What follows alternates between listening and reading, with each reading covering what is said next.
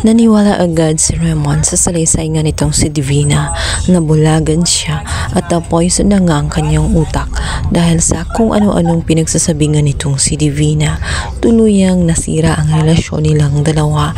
Natuwang-tuwa naman ang kanyang bruhang nanay maging itong si Divina dahil ngayong wala na at pinalayas na nga itong si Charlene ay malaya na siyang maka-in and out sa loob ng bahay nitong si Charlene. Sinubukan nga ni Charlene na pumasok ulit sa loob ng bahay, subalit pinagtutulakan na siya ng kanyang biyanan dahil sa masama din ang loob nito sa kanya at hindi rin ito boto para sa kanyang anak na si Raymond.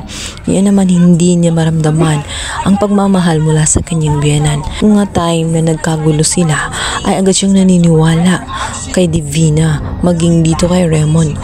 Hindi mo na siya nag-imbestiga at dahil hindi siya naniniwala kay Charlene, hindi niya hahayaan na makapasok pang muli itong si Charlene. Ikinatuwa pa nga niya ang mga nangyayari. Sa madaling salita ay tinulak at itinaboy na si Charlene sa loob ng mansyon. Hindi na alam ni Charlene kung ano ang kanyang gagawin. Wala na rin siyang option kundi tumira na muna pansamantala sa kanyang kapatid na si Mimi hanggang sa hindi pa niya maayos ang kanyang pamilya.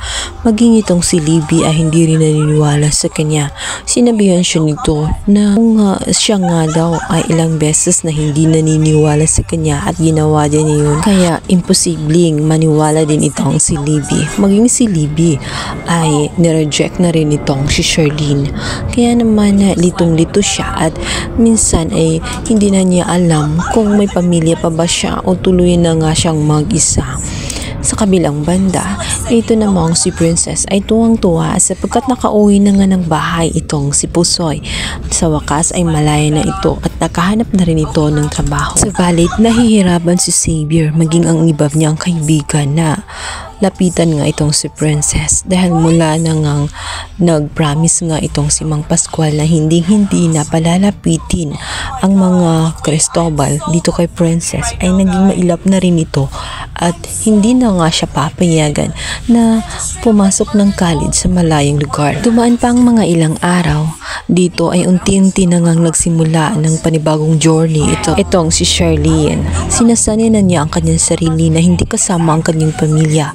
Kailangan din niya na magpagaling na muna mula sa sakit na naidulot nga nitong si Raymond.